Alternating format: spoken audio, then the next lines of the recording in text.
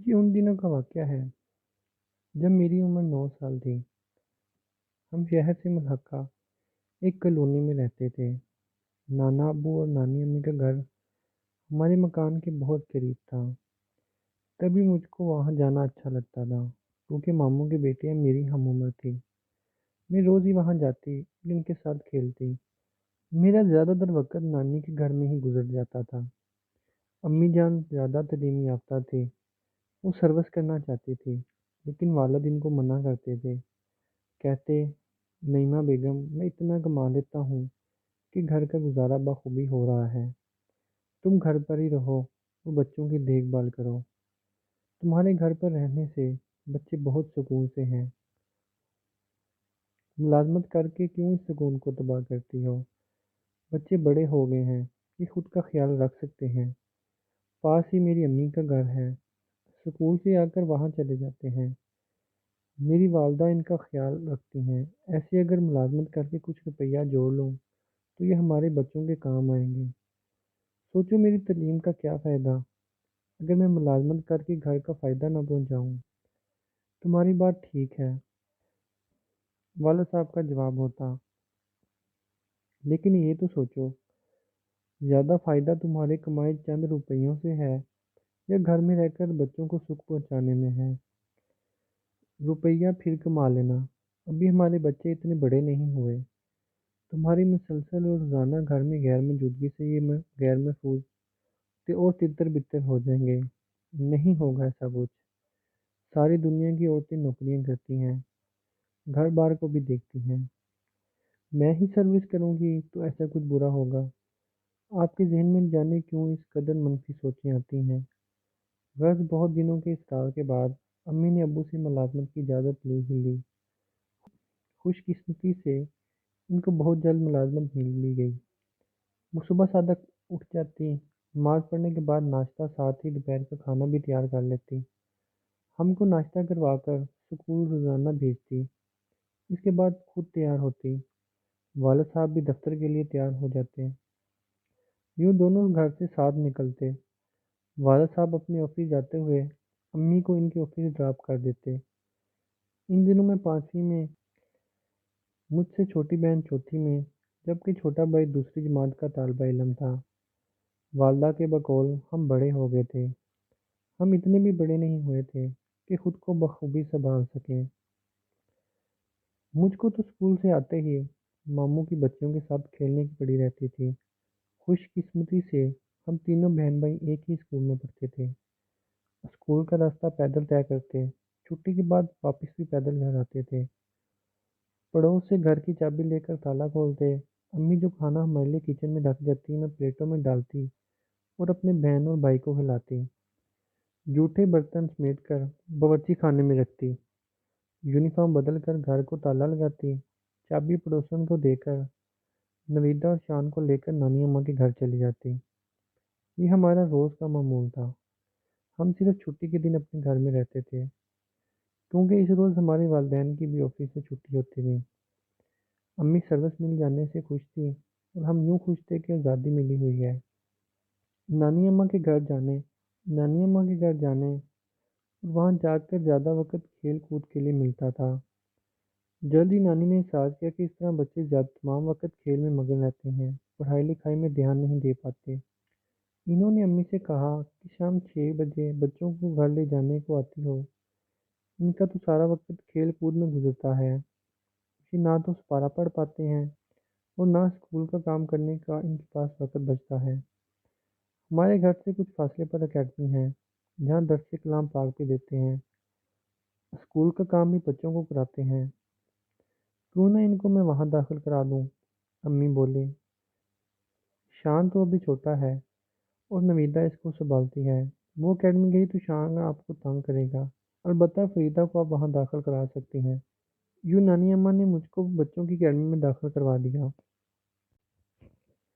अम्मी अब्बू दफ्तर से थके आते, घर आकर कुछ देर आराम करते। शाम को मेरी माँ नानी के घर से हमको ले आती। यूँ हमें सुबह का थोड़ा सा वक्त और शाम के चंद घंटे ही माँ बाप के साथ गुजारने को मिलते। जब मैं अकेडमी से दर्स लेकर लौटती تو گلی کی بچیوں کے ساتھ کھیل میں مشغول ہو جاتی، کیونکہ میں جانتی تھی کہ امی دیر سے لینے آئیں گی۔ جس گلی میں ہم کھیلتے تھے وہاں ماموں کے دوست عسکر کی دکان تھی۔ بچوں کے کھانے پینے کی چیزیں مثلاً ٹافیاں، بسکٹ، میٹھی گولیاں وغیرہ یہاں سے ملتی تھی۔ ماموں نے عسکر سے کہہ رکھا تھا کہ میری بھانجی فریدہ اگر بسکٹ گچک وغیرہ لینے آئے تو دے دیا کرو، حساب لکھ لیا کرو، میں پیسے ادا کر دیا کروں گا۔ عسکر کے سامنے والی گلی میں ہی ہم کھیلتے تھے اور وہ ہمارے خیال بھی رکھتے تھے، ہم کو دور جانے سے منع کرتے تھے۔ جہاں ہم کھیلتے تھے اس گلی کے اختتام پر آگے ایک میدان تھا جس میں جھاڑیاں تھیں۔ اس جگہ کے متعلق بہت سی باتیں مشہور تھیں۔ عسکر ماموں بھی اس طرف ہم کو جانے نہیں دیتے تھے۔ ہم ساری لڑکیاں چھوٹی عمر کی تھیں، لہٰذا خود بھی ہم ادھر جانے سے ڈرتی تھی۔ ایک روز جب سب لڑکیاں کھیل کر اپنے گھروں کو چلی گئیں تو میں بھی جانے کو ہوئی۔ شام کا وقت تھا، میں اکیلی رہ گئی تھی۔ اچانک میری نظر جھاڑیوں کی طرف اٹھی، جہاں مجھے ایک بہت بھیانک شکل والا آدمی نظر آیا۔ اس نے میری طرف اشارہ کیا جیسے اپنی طرف بلا رہا ہو۔ میں ڈر گئی، فوراً بھاگ کر عسکر ماموں کی دکان کے تھلے پر چڑھ گئی۔ وہ بولے، کیا ہے گڑیا، کیا بسکٹ لینے ہیں؟ میں نے نفی میں گردن ہلائی کیونکہ گھبرائی ہوئی تھی۔ میں نے اس کی طرف اشارہ کیا تو آدمی وہاں سے فوراً بھاگ گیا۔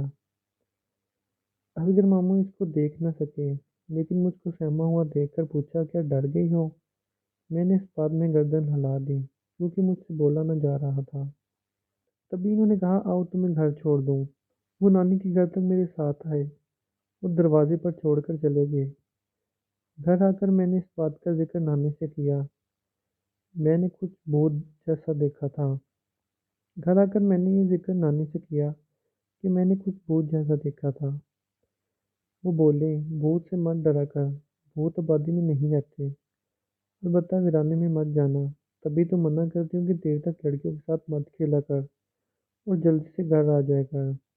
نانی تو اس بات کو بھول بھال گئی، لیکن میں نہ بھلا سکی۔ اس آدمی کی شکل سے جو خوف محسوس کیا، اس خوف کو میں نہ بھلا سکی تھی۔ یہ ڈر تو میرے دل میں ہی بیٹھ گیا تھا۔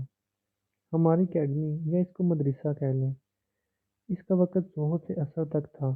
اس روز اسکول سے آ کر میرے وہاں جانے کا موڈ نہ تھا، مگر نانی نے زبردستی بھیج دیا۔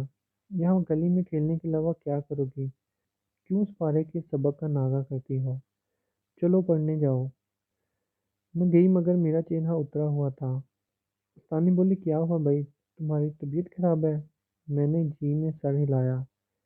تو آج تم گھر جلدی چلی جاؤ، لیکن سامنے والے دروازے سے نہیں، ورنہ ہیڈ ٹیچر ناراض ہوں گی۔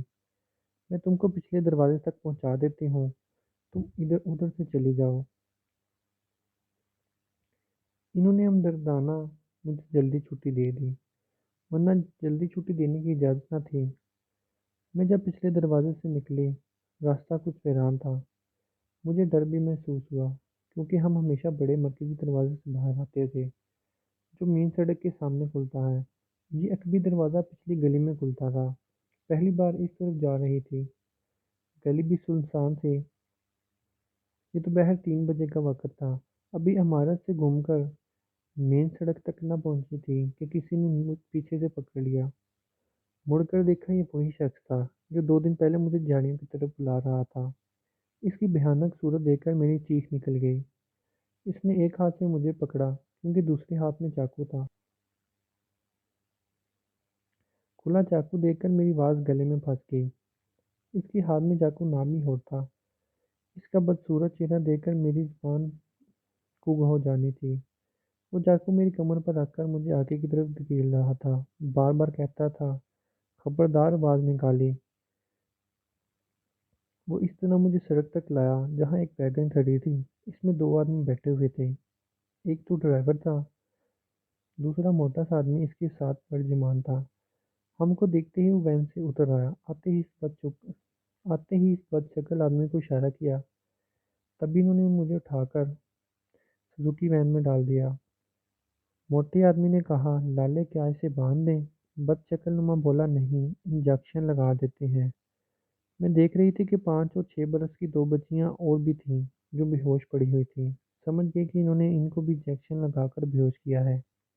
اس کے بعد بس شکل نے انجیکشن نکالا اور کوئی دوا بھرنے لگا، لیکن شیشے میں تھوڑی سی دوا بچی تھی۔ گاڑی تیز چل رہی تھی۔ اچانک اسپیڈ بریکر آیا، گاڑی زور سے اچھلی، جس کے ہاتھ میں پکڑا انجیکشن گر کر ٹوٹ گیا اور دوا بھی ضائع ہو گئی۔ اب لالے کا پارا چڑھ گیا۔ اس نے ایک بڑے رومال سے میرا منہ باندھ دیا کیونکہ میں روئی جا رہی تھی۔ اس نے میری آواز بند کر دی۔ بولا اگر روئی تو چاقو سے ذبح کر ڈالوں گا۔ اس نے زور سے مجھ کو دو چار تھپڑ بھی رسیو کیے۔ وین میں بندھی ہوئی بکری کی طرح بے بس ڈال دیا۔ گاڑی اب پوری رفتار سے چل رہی تھی۔ لالا اونگنے لگا۔ موٹا آدمی آگے جا بیٹھا تھا۔ لالے کی آنکھیں سرخ تھی، جیسے کہ وہ بہت سے گھنٹوں سے سویا نہ ہو۔ چلتے چلتے اچانک گاڑی کی رفتار آہستہ ہو گئی۔ شاید آگے کوئی چیک کرنے والا تھا یا کوئی پولیس چوکی تھی۔ بہرحال لمحے بعد ڈرائیور نے گاڑی روکی۔ میں وین میں اس جگہ تھی جہاں سے چھلانگ لگا سکتی تھی۔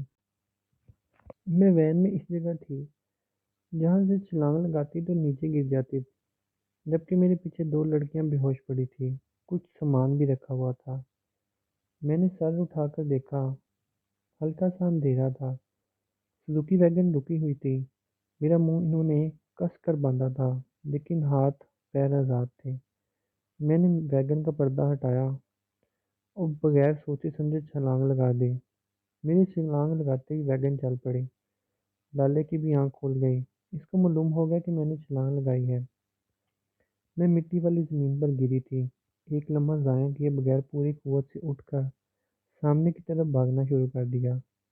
سچ ہے، جب انسان کی جان پر بنی ہوئی ہو پھر اس کو کچھ نہیں سوچتا۔ اللہ نے بچانا ہو تو اس کو وہ اتنی طاقت بھی عطا کر دیتا ہے کہ اس کے بچنے کے اسباب پیدا ہو جائیں۔ اگرچہ مجھے کافی چوٹیں آئیں، لیکن زندگی بچانے اور آزادی کے احساس ہر چیز پر غالب آ گیا تھا۔ میرے گھٹنے درد کر رہے تھے۔ پاؤں بھی مڑ جانے سے لگتا تھا کہ کچھ ٹوٹ گیا ہے، مگر ہمت نہ ہاری۔ بھاگنے کے سوا میرے پاس کوئی راستہ نہیں تھا۔ ان کی آواز میں مجھے صاف سنائی دے رہی تھی۔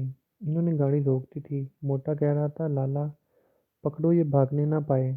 وہ پکار رہے تھے، رک جاؤ لڑکی، ورنہ گولی مار دیں گے۔ میں نے سوچا گولی مارتے ہیں تو ماریں، جب تک بھاگ سکتی ہوں بھاگتی رہوں گی۔ شاید ہی کبھی اتنی تیز دوڑ سکوں جس قدر تیز اس دن دوڑی تھی۔ آج سوچتی ہوں تو عجیب لگتا ہے، کیا میں اتنا تیز بھی دوڑ سکتی ہوں؟ ہرگز نہیں۔ یہ موت کا خوف ہی تھا جو مجھ کو دوڑا رہا تھا۔ دراصل سامنے صاف میدان ہونے کی وجہ سے میں خود کو ان کی نظروں سے اوجھل نہ کر سکتی تھی۔ ایک ہی بار مڑ کر دیکھا، لالا مجھ کو اپنے پیچھے آتا دکھائی دے رہا تھا۔ یہ علاقہ ویران اور کھلا تھا، کچھ پتہ نہ تھا کہ میں کس جگہ جا رہی ہوں۔ گولی چلنے کی آواز سنائی دی تو تب لگا انہوں نے مجھے گولی مار دی ہے، مگر نہیں، جب قدرت کسی کام کے ہونے کی منظوری دے دیتی ہے تو اس کے لیے اسباب بھی خود پیدا کرتی ہے۔ گولی کی آواز سن کر میں نے پیچھے مڑ کر نہ دیکھا اور تیز بھاگی۔ گولیاں چلنے کی آواز آتی رہی اور میں بھاگتی رہی۔ دراصل ان لوگوں کو کسی نے دیکھ لیا تھا۔ غالباً پولیس نے ان پر گولیاں چلائی تھیں، نہیں معلوم، مگر میں کافی دور نکل آئی تھی۔ تب رفتار دھیمی کر لی۔ ایک بار مڑ کر دیکھا، اب وہاں کوئی موجود نہ تھا۔ مجھے وہ نظر نہ آ رہے تھے، شاید ان کی حد نفاذ سے آگے نکل چکی تھی۔ اب آبادی دکھائی دے رہی تھی، مکانات تب نظر آنے لگے۔ پھر مجھ کو کچھ لوگ بھی نظر آئے۔ میں نے بھاگنا بند کر دیا۔ سب مجھے حیرت سے دیکھ رہے تھے، یہ لڑکی دیوانوں کی طرح بھاگتی جا رہی ہے۔ بالآخر ایک جگہ تھک کر گر پڑی۔